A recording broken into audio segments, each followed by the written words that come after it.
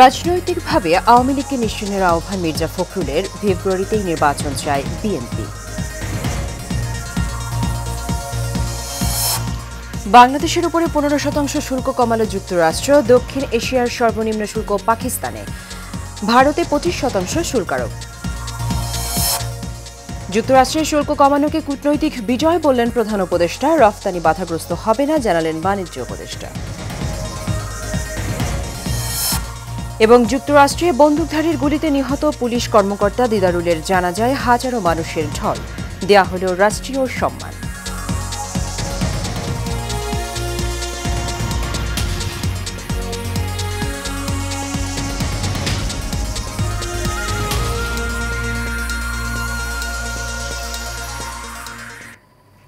স্বাগত Asian prime নিউজে। দর্শক, সংবাদ জুড়ে সাথে আছি সুবর্ণা গোলন্দাজ। শুনছিলেন বিআরবি কেবল ইন্ডাস্ট্রিজ লিমিটেড সংবাদ শিরোনাম। চলে যাচ্ছি বিস্তারিত সংবাদে। শেখ হাসিনা যেন আর দেশে ফিরে আসতে না পারেন এবং আর কাউকে হত্যা করতে না পারেন, সেজন্য সবাইকে ঐক্যবদ্ধ থাকার আহ্বান জানিয়েছেন বিএনপির মহাসচিব মির্জা ফখরুল ইসলাম আলমগীর। আজ ঢাকা মহানগর উত্তর বিএনপির আয়োজিত 24-এর গণ অভ্যুত্থানে শহীদদের স্মরণে সমাবেশে তিনি এসব কথা বলেন। মির্জা ফখরুল বলেন, আওয়ামী লীগকে রাজনৈতিকভাবে নিশ্চিহ্ন করতে পারলে ফ্যাসিবাদ থেকে পরিপূর্ণভাবে মুক্তি মিলবে। নতুন বাংলাদেশ গড়তে লড়াই শুরু হয়েছে। অনেকেই অনেক কথা বলছেন, সেদিকে কান না দেওয়ার আহ্বান জানিয়ে মির্জা ফখরুল বলেন, এই লড়াই চালিয়ে যেতে হবে। আলোচনার মাধ্যমে বাংলাদেশের ওপরে আরোপিত মার্কিন শুল্ক কমিয়ে আনার অন্তর্বর্তী সরকারকে ধন্যবাদও জানান বিএনপি মহাসচিব।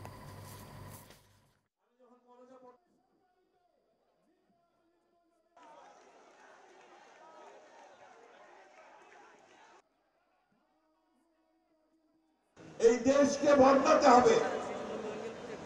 আমাদের যে সমস্ত শাসকেরা, আওয়ামী ফ্যাসিস্টেরা, হাসিনারা যা আমাদের দেশকে ধ্বংস করেছে, তাদের প্রতি ঘৃণা তৈরি করে।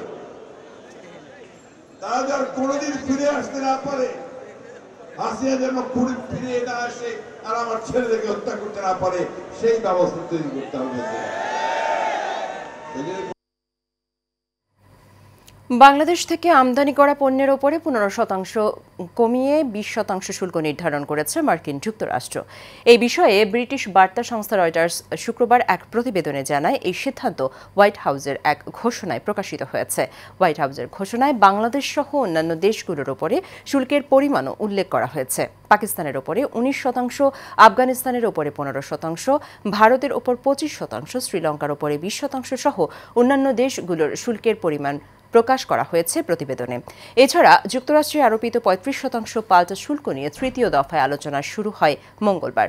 যুক্তরাষ্ট্রের বাণিজ্য প্রতিনিধি দপ্তরের সঙ্গে 3 দিনব্যাপী আলোচনার শেষ দিন ছিল বৃহস্পতিবার।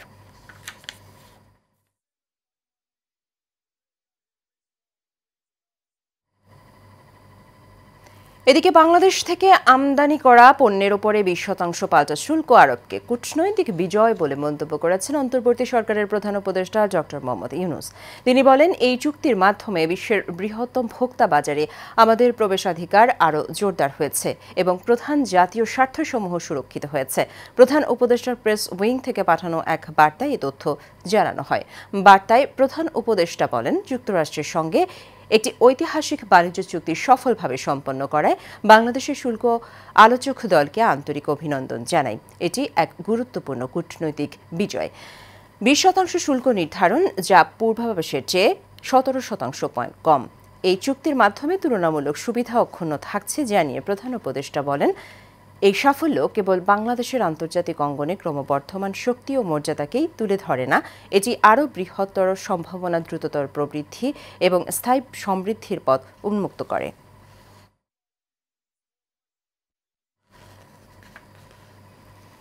বাণিজ্য উপদেষ্টা শেখ বশির উদ্দিন বলেছেন, বাংলাদেশের ওপরে 20% শুল্ক আরোপ করায় আমরা প্রতিযোগিতামূলক অবস্থায় থাকব। যুক্তরাষ্ট্রে আমাদের রপ্তানি বাধাগ্রস্ত হওয়ার সম্ভাবনা নেই। তাৎক্ষণিক প্রতিক্রিয়ায় তিনি এসব কথা বলেন। নিজের ভেরিফাইড ফেসবুক আইডিতে দেয়া এক পোস্টে এই তথ্য জানিয়েছেন প্রেস সচিব শফিকুল আলম। তিনি বলেন, বাংলাদেশ যুক্তরাষ্ট্রের তৃতীয় দফায় শুল্ক আলোচনা শেষ হওয়ার পর হোয়াইট হাউস থেকে স্টেটমেন্টস দিয়ে জানানো হয়, বাংলাদেশের উপরে 20% শুল্ক আরোপ করা হয়েছে। এর আগে এই শুল্ক আরোপ করা হয়েছিল 37%, পরে কমিয়ে 35% করা হয়।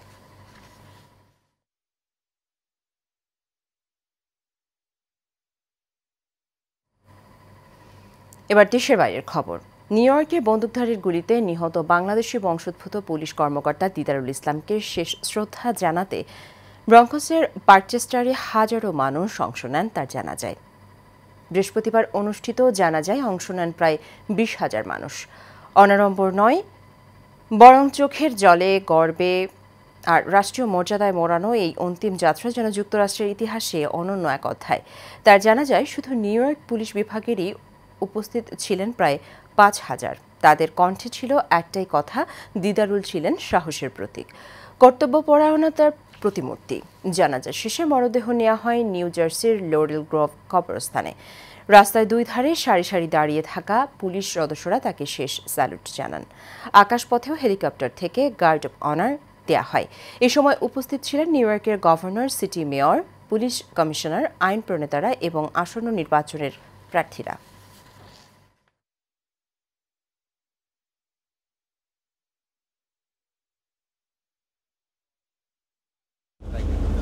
আমরা চাই আপনারা সবাই ওর জন্য দোয়া করেন, ওর ফ্যামিলির জন্য দোয়া করেন। That's it. Thank you. I'm just here today to support NYPD, to let the people know that this officer had to take 2 jobs, all right? That shouldn't be like that. Tonight the contract expires. NYPD needs more money. They need more money. The mayor's not saying nothing. Patrick Lynch ain't saying nothing. Henry ain't saying, nobody's saying nothing about NYPD. You can pay a guy to hit a baseball millions of dollars, but you can't pay these guys the money they need to protect the city. It's a shame. শেষ করব Asian prime news. তার আগে BRP কেবল industries limited সংবাদ শিরোনামগুলো জানিয়ে দেব আরও একবার।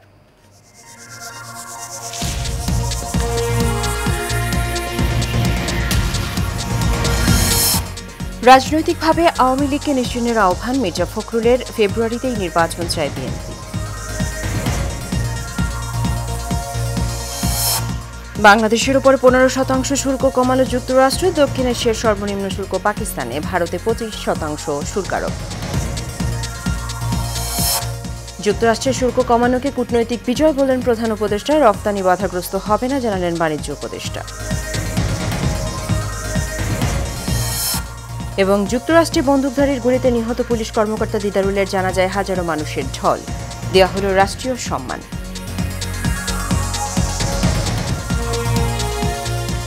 Asian prime news এ পর্যন্তই। আমাদের পরবর্তী সংবাদ দেখার আমন্ত্রণ রইল। ধন্যবাদ সাথে থাকার জন্য।